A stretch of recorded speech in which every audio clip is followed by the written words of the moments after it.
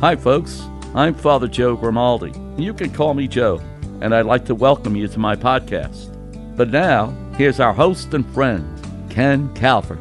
Hi everybody, it's Ken Calvert alongside my good friend, the pastor. Boy, are people talking about that. The pastor, you know him, you love him, give it up for the one, the only, Father... Cut it out. Joe Grimaldi.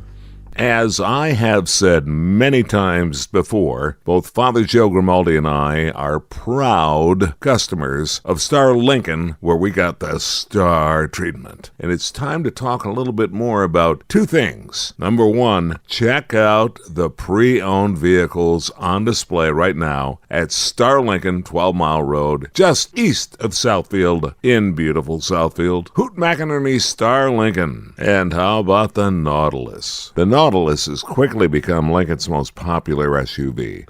The quickest way to shop Star Lincoln is by going online, starlincoln.com. Shop Star Express. Browse online, reach out when you're ready, then pick up or have your new Star Lincoln delivered right to your front door. Experience the ultimate in luxury with the stunning lineup of Star Lincoln SUVs, starting with the full-size Comfort and Extreme Lincoln Navigator, the 2021 Lincoln Aviator. Visit starlincoln.com. Star Lincoln, home of the star treatment. We would like to welcome you. Are you ready for this? As ready as I could be. I told you a couple of weeks ago, this is podcast number 300. Well, this is kind of a monumental type of episode. This is very big. When we sat down at Coney Island here locally. Kirby's. What do they used to call them? I want two fully loaded with tears and tennis shoes. Oh. Meaning with onions delivered. Delivered, that's great. I'll have to remember that jargon. Congratulations on 300. Congratulations to you, my friend. And thank you. We are both now officially podcasters, and we are in that higher level. So yes. Today, I have decided, as a topic, we're going to talk about somebody that you really like, whose feast day was on October 18th, just a couple of days ago, known as the Ox. I'm talking about St. Luke, the apostle, and also one of the evangelists. 4 evangelists. Right. I found this remarkable because we just did, episode number 299 was about being the Pope. There's never been a Pope Luke. Are you aware of that? No. Never been one. And I don't know why. Neither do I. I can't imagine why not. I typed it up here. Is there a reason why no Pope ever chose the name Luke or Matthew? I was not aware of that. You know, what goes through people's heads when they are elected is very hard to know. I think very often people, out of respect to the prime writers of the Gospels, they shy away from, using the names of those people. I don't know why. To me, it makes no sense. I mean, knowing a little bit about Luke, I'm no expert on it, but I know a little bit about him. I would expect that many of the church people and leaders in particular would really have him as a patron because he's just fantastic in my mind. Yeah, that's why I picked the subject and the topic for today's podcast. Okay. Why is St. Luke one of your favorite evangelists or saints or one of your favorite persons? I think because he brings things to life. They're colorful, they're meaningful, not that the others aren't, but they seem to be a little bit more attractive to the ordinary person. Yeah. And he concentrates really on bringing the gospel to the ordinary people, also to those people that are very often neglected. We speak about women's rights. He would be, if he were alive today, a great proponent of women's rights. He treats women like persons. In those days, women were possessions, and so they counted them as much as their possessions, and the mentality of the people at that time. But in any case, Luke certainly treats them as persons to be loved and respected, particularly by Jesus Christ. And this comes across in his gospel. Can I preface what I'm going to say for a minute? Please, I wish you would, yeah. Well, when we speak about the Gospels, there's 4 big Gospels. And these have been written by Matthew, Mark, Luke, and John. Yeah. They roll off our tongue like automatic. Matthew, Mark, Luke, and John. But they really should be Mark, Matthew, Luke, and John. The reason I say that, when you look at the Gospel of Mark, you can read it in one sitting, okay? It's very short, but it's very poignant. It brings across exactly what Jesus came for and how he died for it. No trimmings. You get the facts. Give me just the facts, as they say.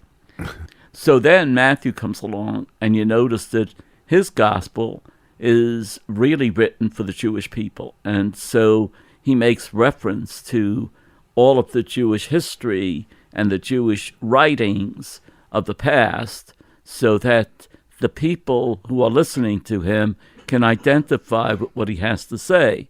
Of course, we know he is a Jew himself, and so he can do that readily. He knows the scriptures of the past and so on. And of course, he expands on what Mark had written. So this is why, if you look at the Gospel of Matthew, it is a lot bigger and more detailed than the Gospel of Mark. But Mark would be the first writer. So it should be Mark, Matthew, Luke, and John. Correct, yeah. If you want to do it chronologically, that's what we're trying to do. The cadence should be that way, okay. Yeah, but otherwise you can say it any way you want, obviously. So Luke is the third writer of the Gospels.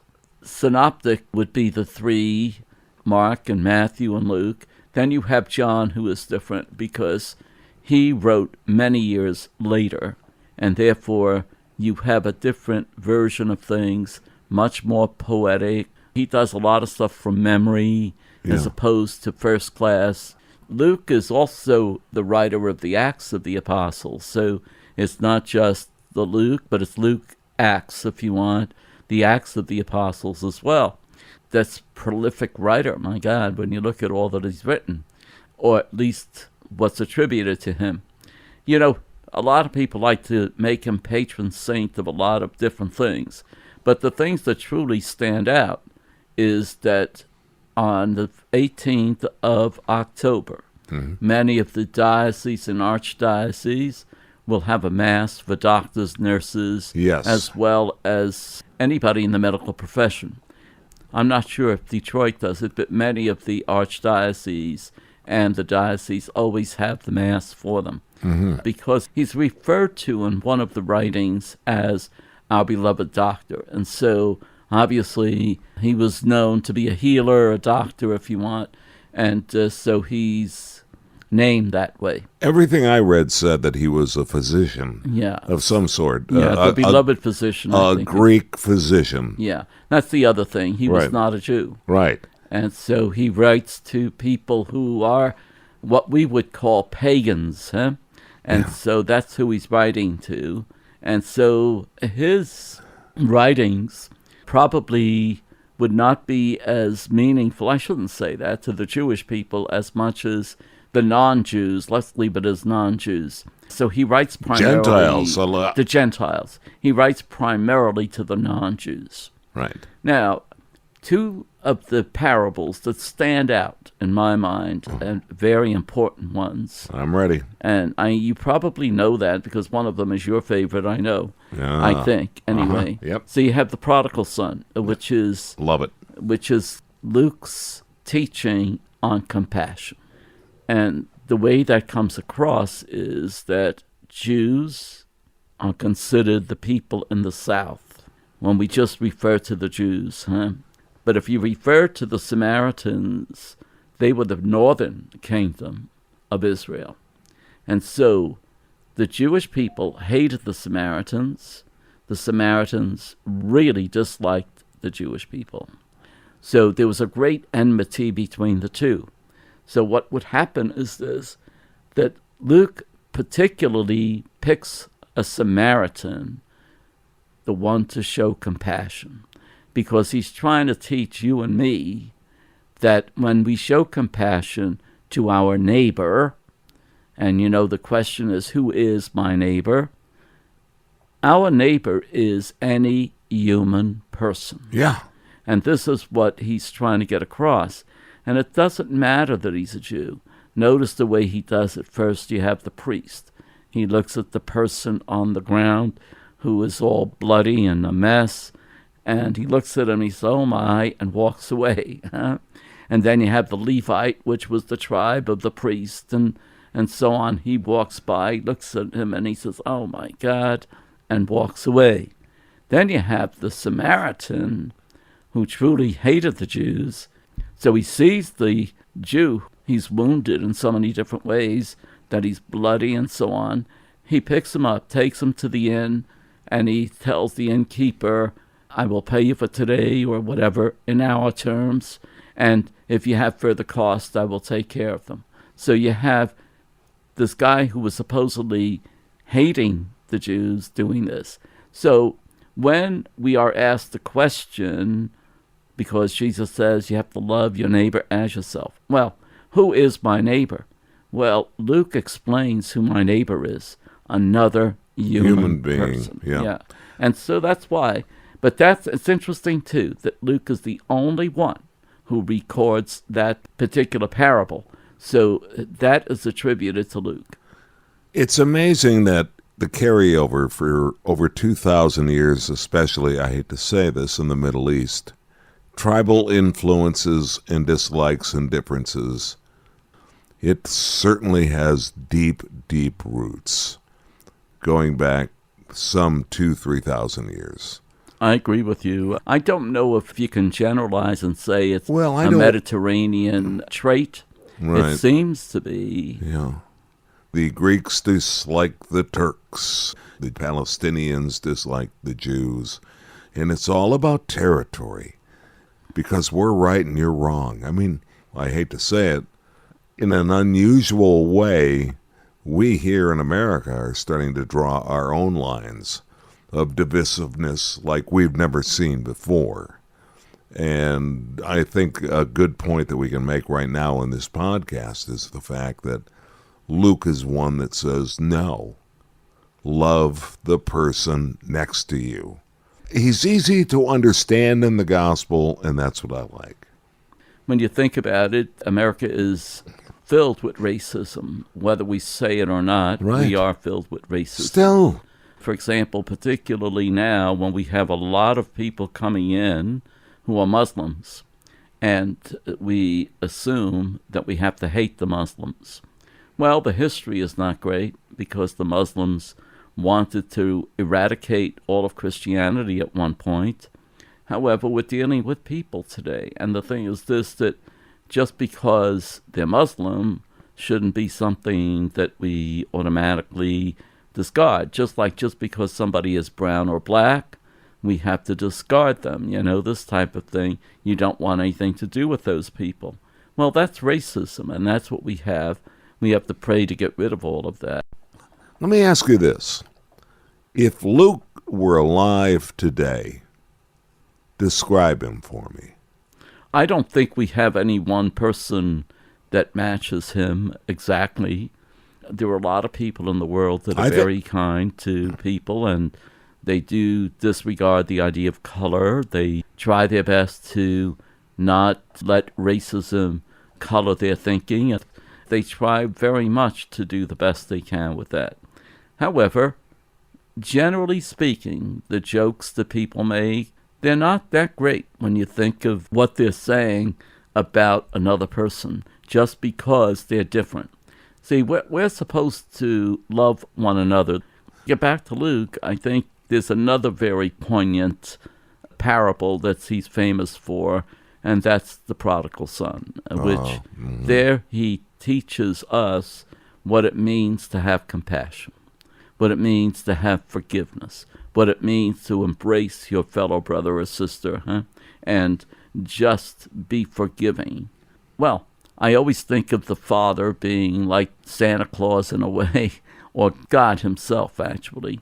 and his open arms. His son is a mile away, but he senses that his son is coming back. So he moves himself forward just so he can embrace him first. And the whole idea is, okay, this kid ran off, did every worst thing you can imagine, but he's my son, and I want to love him. And so he opens up his arms to receive him when he comes. Obviously, we see a little bit of jealousy in that whole thing because the older brother doesn't like that at all. He says, what are you making a big deal out of him? And he went off, spent your money, and now he comes back looking for forgiveness only because it hurt him. But the father still embraces him all the same. He says to the jealous son, you are with me always. He is now just coming back, and that's what we want to celebrate, the one who did come back. So I think that relates to all of us because as we're all sinners in one way or another. And so when we do come back to the Lord is there ready to open up his arms for us. And we should never be afraid to come back, no matter what we've done, no matter what we've done. Unfortunately, the only sins that people think about are sexual sins. Wow, there's so many other sins that the number is untold. And I think that's the only thing we concentrate on. I know even in confession, people don't see anything wrong with stepping on a fellow human being so that they could get ahead. They don't see anything wrong.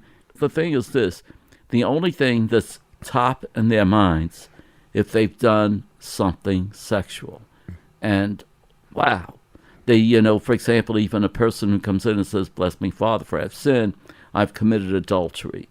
Well, the only thing that's they think is sinning in that case is the sex. There's a lot more to it because adultery means that somebody has broken vows and we are complicit in that and we allow that to be okay, as it were. But the sin of sex, But you see, I think we're programmed that way because of the flesh. We're human beings. That's the first thing that comes to mind is the sexual aspect of our actions. Whereas we forget that you can hurt other people by trying to get ahead, by stepping on other people, and so on and so forth. That is just as sinful as anything else. Again, I'm with you. I'm a big fan of St. Luke. All I can do at this point is to ask you if you have a prayer assembled for us today, because I just enjoy reading Luke, and I think that you have often mentioned before that take some time, meditate, read the gospel, and maybe spend some time reading the Gospels of Luke. And thinking about what he says. And thinking about what he says, because he seemed to have more of a commonality about him, more you and me, if you will. I think Luke tried to bring, let me put it this way, try to make them know Jesus Christ. Yeah. And basically, as people who have a mission because of our baptism, we are geared towards making the world more accepting of Jesus Christ. How do we do that is the big question. I know that, and this is for another podcast, I think, but the Holy Father plans to have a synod in the year 2023. And so we have to prepare for that synod. But a lot of it has to do with how do we make Jesus known to the ordinary folks in the best way we can. Today's prayer, I just want to pray for those missionaries who are now captive in Haiti. Mm-hmm. And the children that are part of that. Yeah, well, the whole missionary families. Surely. And so, and some are American, I understand, but regardless of that, they've all been abducted. And I'd like that we take a moment or so to pray for them as well. So, Heavenly Father, we ask you to be with us these days. Give us the wisdom to know who Jesus Christ is. Give us a sense of forgiveness and help those people who are in need of your help at this time. We ask this through Jesus Christ our Lord. Amen. God bless you all. This is Father Joe Grimaldi, and I look forward to seeing you next time on the Father Joe Podcast. We'd like to remind you to share the Father Joe podcast with your friends. You can reach Father Joe at frjoepodcast@gmail.com, and you can find us on Facebook or say, Alexa, play the Father Joe podcast. We look forward to seeing you next time.